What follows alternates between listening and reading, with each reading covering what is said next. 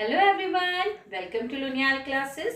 Students, जैसा कि आपको पता है हमारा इकोनॉमिक्स का chapter 4 globalisation and the Indian economy चल रहा है, जिसके लास्ट वीडियो में हमने डिस्कस किया था व्हाट इज ग्लोबलाइजेशन। आज का हमारा टॉपिक है liberalisation of foreign trade and foreign investment policy. आपको इस चैप्टर के एमसीक्यू का लिंक नीचे डिस्क्रिप्शन बॉक्स में मिल जाएगा। तो चलिए स्टार्ट करते हैं आज का वीडियो। स्टूडेंट्स, हमारा टॉपिक चल रहा था factors that have enabled globalisation, जिसमें हमने डिस्कस किया था कि ऐसे कौन से फैक्टर्स हैं जिसने ग्लोबलाइजेशन के प्रोसेस को और ज़्यादा स्पीड दी है। तो वह 2 फैक्टर्स हमने डिस्कस किए थे, टेक्नोलॉजी और लिबरलाइजेशन। लास्ट वीडियो में हम टेक्नोलॉजी डिस्कस कर चुके हैं, जिसमें हमने ट्रांसपोर्ट टेक्नोलॉजी और information and communication technology discuss किया था। अगर आपने ये नहीं देखा है तो इस वीडियो को देख लीजिएगा।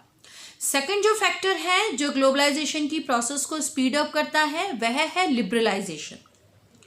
आज के इस वीडियो में हम डिस्कस करेंगे लिबरलाइजेशन किसे कहते हैं और ट्रेड बैरियर और कोटा क्या होता है। ये सारे टॉपिक्स आज के इस वीडियो में हम डिस्कस करने जा रहे हैं। आज का हमारा टॉपिक है liberalisation of foreign trade and foreign investment policy. आज के इस टॉपिक को समझने के लिए हम वापस चलते हैं अपने चाइनीज़ टॉय के एग्जाम्पल में। चाइनीज़ टॉय के एग्जाम्पल में हमने डिस्कस किया था कि किस तरीके से चाइनीज़ टॉय ने इंडिया के 80 to 90% मार्केट को अपने अंडर में ले लिया है। मींस इंडिया में अब 80 to 90% टॉय जो हैं वो चाइना के ही बिकते हैं। ऐसा क्यों था? ऐसा इसलिए था क्योंकि चाइनीज़ टॉय के कलर और डिज़ाइन भी बेटर थे और उसकी प्राइस जो है वो इंडिया के टॉय से बहुत कम थे। प्राइस कम होने की वजह से इंडिया में इस टॉय की पॉपुलैरिटी ज़्यादा हुई और अब जो चाइना के टॉय हैं वो इंडिया के 80 to 90% मार्केट में बिकने लगे। और इसका डायरेक्ट जो नुकसान हुआ वो हुआ इंडिया के टॉय मैन्युफैक्चरर्स को, क्योंकि अब टॉय मार्केट पर पूरा कब्जा हो गया था चाइनीज़ टॉय का। अब हम एज्यूम करते हैं कि मान लीजिए कि इंडियन गवर्नमेंट चाइना के टॉयज पर क्या लगा देती है, टैक्स। तो अब क्या होगा कि जो लोग चाइना से ये टॉय इंपोर्ट कर रहे हैं उनको अब टैक्स भी देना पड़ेगा।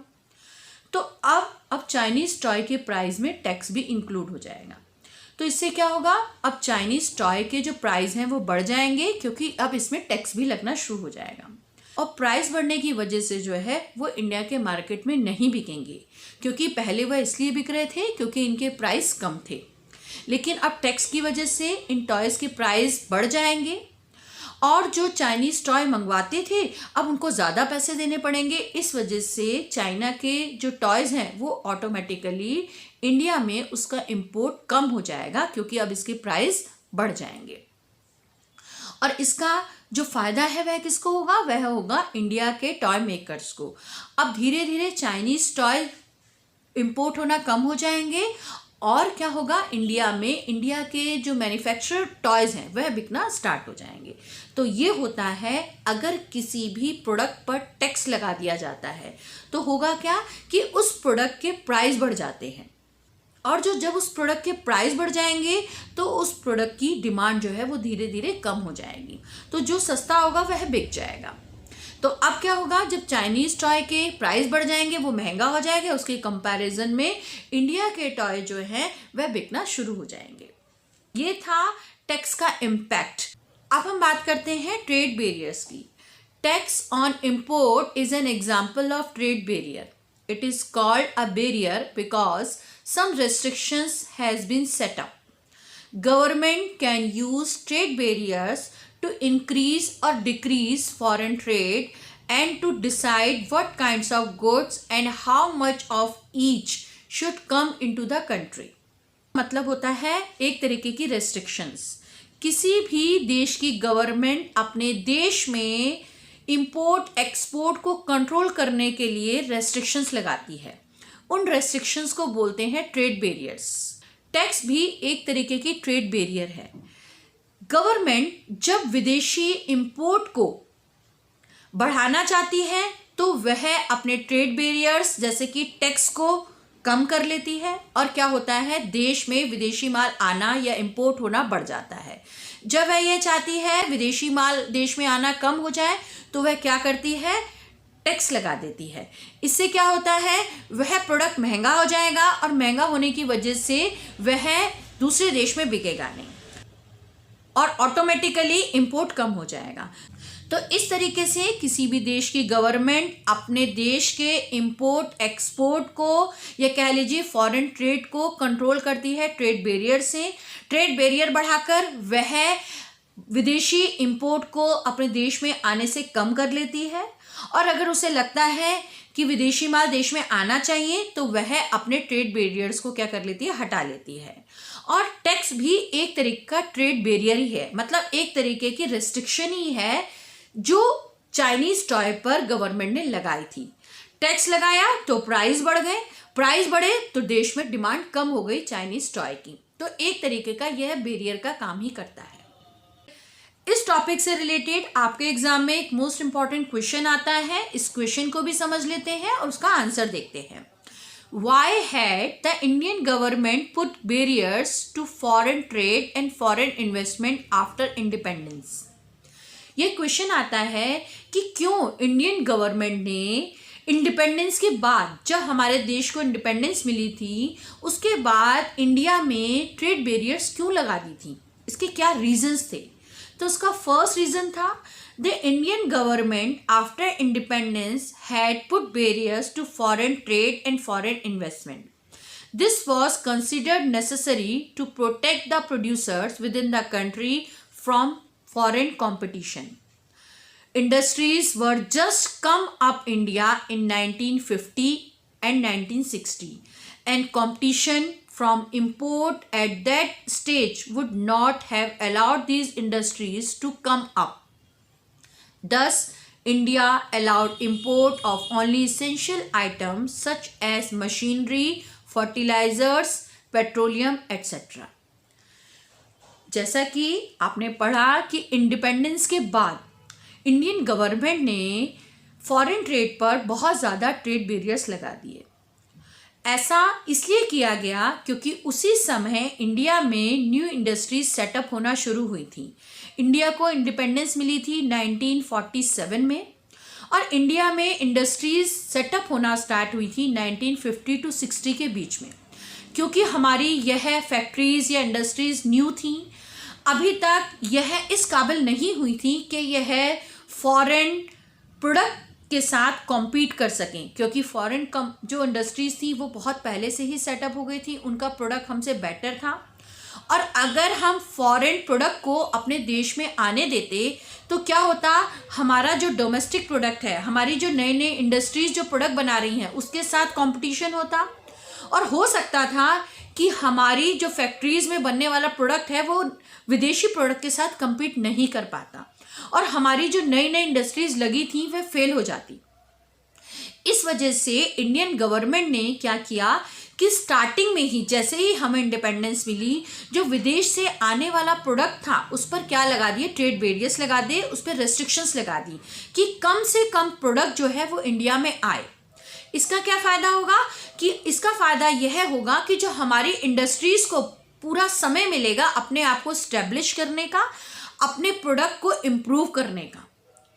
तो इस वजह से इंडियन गवर्नमेंट ने इंडिपेंडेंस के तुरंत बाद इंडिया के फॉरेन ट्रेड पर क्या लगा दी थी, ट्रेड बैरियर्स लगा दी थी। केवल जो इसेंशियल प्रोडक्ट थे जिसकी हमें सबसे ज़्यादा ज़रूरत थी, सिर्फ वही प्रोडक्ट जो है वह इंडिया में आ सकते थे। वो प्रोडक्ट थे जैसे कि मशीनरी, फर्टिलाइजर्स और पेट्रोलियम प्रोडक्ट। सिर्फ यही कुछ ऐसे प्रोडक्ट थे जो इंडिया में अब इंपोर्ट किए जा रहे थे। बाकी सभी प्रोडक्ट पर जो है इंडियन गवर्नमेंट ने ट्रेड बैरियर्स लगा दी थी। In this way, all developed countries during the early stage of development have given protection to domestic producers through a variety of trade restrictions.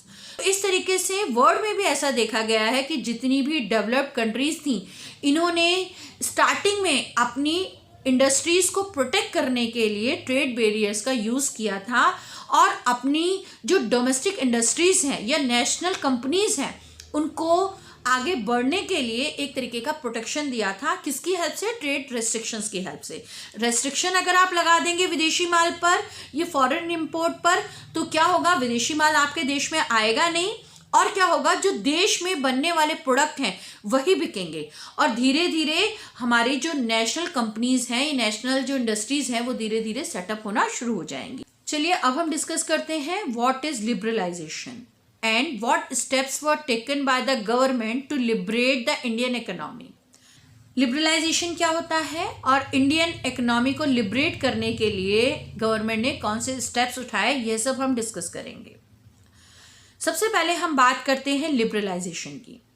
Removing barriers और restrictions set by the government is known as liberalisation. Last topic में हमने discuss किया था trade barriers. Trade barriers होता है कि import और export पर या फॉरेन ट्रेड पर रिस्ट्रिक्शन लगाने की जो प्रोसेस होती है उसको बोलते हैं ट्रेड बैरियर्स। और जब इन ट्रेड बैरियर्स को रिमूव किया जाता है या हटाया जाता है, इस प्रोसेस को बोलते हैं लिबरलाइजेशन। जब किसी देश की गवर्नमेंट अपने फॉरेन ट्रेड पर इन बैरियर्स को या रेस्ट्रिक्शंस को हटा लेती है तो इस प्रोसेस को बोलते हैं लिबरलाइजेशन। और हमारी इंडियन गवर्नमेंट ने भी ऐसा ही किया 1991 में। जैसा कि हमने अपने लास्ट टॉपिक में पढ़ा था कि इंडियन गवर्नमेंट ने 1950 टू 60 के बीच में इंडिया के फॉरेन ट्रेड पर बहुत ज़्यादा रेस्ट्रिक्शंस लगा दी थी, ट्रेड बैरियर्स लगा दी थी। वो इसलिए किया था क्योंकि वह अपनी नेशनल इंडस्ट्रीज़ को क्या करना चाहती थी? प्रोटेक्शन देना चाहती थी। लेकिन इसके बाद 1991 में इंडियन गवर्नमेंट ने अपने इन रेस्ट्रिक्शंस को क्या कर लिया? रिमूव कर लिया और इंडियन इकोनॉमी को लिबरल बनाने की कोशिश की। ऐसा क्यों किया? अब इस क्वेश्चन में हम वो लिखेंगे। ऐसा इंडियन गवर्नमेंट ने इसीलिए किया क्योंकि अब हमारी इंडस्ट्रीज को 1950 से लेकर 1990 तक कितने ईयर्स हो गए थे? 40 ईयर्स। 50 टू 90, 40 ईयर्स तक हमारी इंडियन गवर्नमेंट ने पूरा टाइम दिया हमारी इंडस्ट्रीज को सेटअप होने के लिए। अब हमारी इंडियन गवर्नमेंट को ऐसा लगने लगा कि 40 ईयर्स हम अब अपनी इंडस्ट्रीज को खड़ा होने के लिए दे चुके हैं। अब हमारी इंडस्ट्रीज पूरी तरीके से सेटअप हो गई हैं कि अब जो है हमारी इंडियन इंडस्ट्रीज जो है वह विदेशी इंडस्ट्रीज से कॉम्पीट कर सकेंगी। और जब विदेशी इंडस्ट्रीज हमारे इंडिया में आएंगी, इसका एक और फायदा यह भी होगा कि जब हमारे इंडिया के मार्केट में विदेशी प्रोडक्ट आएगा और उसका कंपैरिजन नेशनल प्रोडक्ट के साथ होगा, और अगर क्वालिटी में किसी भी तरीके का डिफरेंस होगा या इंडिया की जो प्रोडक्ट की क्वालिटी है अगर कम होगी, तो इंडियन इंडस्ट्रीज भी जो है विदेशी प्रोडक्ट की तरह अपनी क्वालिटी को इम्प्रूव करेंगी। और इससे क्या फ़ायदा होगा? इससे यह फ़ायदा होगा कि इंडियन कंज्यूमर्स को जो है बेटर क्वालिटी का प्रोडक्ट मिलना शुरू हो जाएगा। अगर इंडियन इंडस्ट्री अपनी क्वालिटी को इम्प्रूव नहीं करेंगी तो उनका प्रोडक्ट नहीं बिकेगा। तो इस वजह से, इस कंपटीशन की वजह से इंडिया की जो इंडस्ट्रीज़ हैं वह भी अपनी क्वालिटी को इम्प्रूव करेंगी, विदेशी प्रोडक्ट भी हमारे मार्केट में आ जाएगा और हमारे जैसे कंज्यूमर्स को क्या है? अच्छी क्वालिटी का प्रोडक्ट मिलना शुरू हो जाएगा। तो इस वजह से 1991 में इंडियन गवर्नमेंट एक न्यू इकोनॉमिक पॉलिसी लाई। इस पॉलिसी के अकॉर्डिंग अब इंडियन इकोनॉमी को लिबरेट करने की कोशिश की गई। इंपोर्ट एक्सपोर्ट पर ट्रेड बैरियर्स हटा दी गई और इस प्रोसेस के थ्रू इंडियन इकोनॉमी को क्या किया गया? लिबरेट किया गया। इंडिया की इकोनॉमी को लिबरेट करने का एक रीज़न और भी था। वह रीज़न था कि 1990 में इंडिया में बहुत ज़्यादा इकोनॉमिक क्राइसिस आ गए थे। इंडिया का जो बिजनेस है वो डे बाय डे डिक्रीज होता जा रहा था। तो जब इंडिया ने वर्ल्ड ट्रेड ऑर्गेनाइजेशन या IMF से कुछ मनी की या कुछ हेल्प की डिमांड की, तो इन्होंने हमारे सामने एक प्रपोजल रखा कि हम आपको हेल्प तो करेंगे लेकिन आपको इंडियन इकोनॉमी को लिबरेट करना होगा। लिबरेट का मतलब है इंडिया की इकोनॉमी में जो आपने रेस्ट्रिक्शंस लगा रखी हैं, जो विदेशी माल को रोकने के लिए जो रेस्ट्रिक्शंस लगा रखी हैं, उसको हटाना होगा, तभी हम आपकी हेल्प करेंगे। तो इस वजह से इंडियन गवर्नमेंट को इन रेस्ट्रिक्शंस को हटाना पड़ा और इंडियन इकोनॉमी को क्या करना पड़ा? लिबरेट करना पड़ा। तो ये थे कुछ ऐसे रीजंस जिसकी वजह से इंडियन इकोनॉमी क्या हो गई, लिबरेट हो गई। नेक्स्ट टॉपिक है व्हाट इज कोटा। अब ये कोटा क्या होता है? कोटा भी एक तरीके की ट्रेड बैरियर है। जैसे कि टैक्स लगाकर इंपोर्ट एक्सपोर्ट को कंट्रोल किया जाता है, उसी तरह से कोटा भी एक तरीके की रेस्ट्रिक्शन या ट्रेड बैरियर ही है। इसे लगाकर भी जो है फॉरेन ट्रेड को कंट्रोल किया जा सकता है। Tax on import is one type of trade barrier. The government could also place a limit on the number of goods that can be imported. This is known as quota. Quota क्या होता है? कोटा का मतलब होता है कि government यह decide कर देती है कि इतने नंबर ऑफ गुड्स ही देश में बिकने के लिए आएंगे। उस नंबर से ज़्यादा प्रोडक्ट जो है वो देश में बिक नहीं सकते। तो जब किसी भी प्रोडक्ट के नंबर्स के अकॉर्डिंग, उसकी क्वांटिटी के अकॉर्डिंग उस पर रेस्ट्रिक्शंस लगाई जाती हैं, तो इस तरीके की रेस्ट्रिक्शंस को बोलते हैं कोटा। देखो बच्चों, हमने टैक्स लगाए थे, टैक्स में क्या हुआ था, हमने उस प्रोडक्ट के ऊपर टैक्स लगाकर उसके प्राइस बढ़ा दिए थे। लेकिन कोटा में क्या होता है कि प्राइस नहीं बढ़ाते हैं, केवल प्रोडक्ट की क्वांटिटी को लिमिट में कर दिया जाता है कि इस क्वांटिटी से ज़्यादा जो प्रोडक्ट जो है वो हमारे देश में इंपोर्ट नहीं किया जाएगा। तो ये भी एक तरीके की रेस्ट्रिक्शंस ही हैं, एक तरीके की ट्रेड बैरियर्स ही हैं। तो गवर्नमेंट जब अपने देश में विदेशी माल को कंट्रोल में करने के लिए या उसकी क्वांटिटी को कंट्रोल करना चाहती है, तो वह कोटा भी लगा देती है या उसके नंबर्स को लिमिटाइज कर देती है कि इस लिमिट से ज़्यादा प्रोडक्ट हमारी या इस क्वांटिटी से ज़्यादा प्रोडक्ट जो है वह हमारे देश में आपका नहीं बिकेगा। इसको एक एग्जाम्पल से समझते हैं। Let us take an example how quotas can be use as trade barriers. In the case of Chinese toys, quota should be used as trade barrier to limited extent to protect the Indian producers of a similar nature of toys which are being imported. This should be done so that both Indian and Chinese toys compete on an equal footing in the Indian market.